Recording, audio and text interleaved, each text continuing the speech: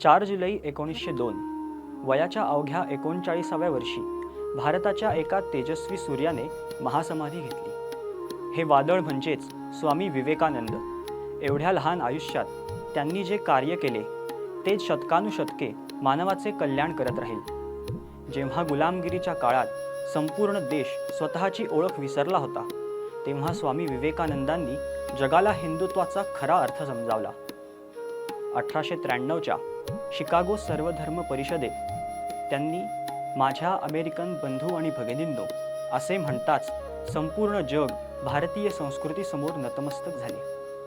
त्यांनी देशातील तरुणांना गुलामगिरीच्या मानसिकतेतून बाहेर काढून त्यांच्या अंतरंगात धर्माभिमान आणि राष्ट्रभक्तीची जळजळीत ज्योत पेटवली।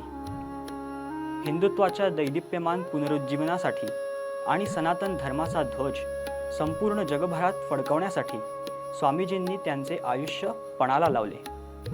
आज त्यांच्या पुण्यस्मरण दिनी सनातन संस्था स्वामी विवेकानंदांच्या या अलौकिक कार्याला आणि त्यांच्या दिव्य स्मृतीला कोटी कोटी कृतज्ञतापूर्वक वंदन करते।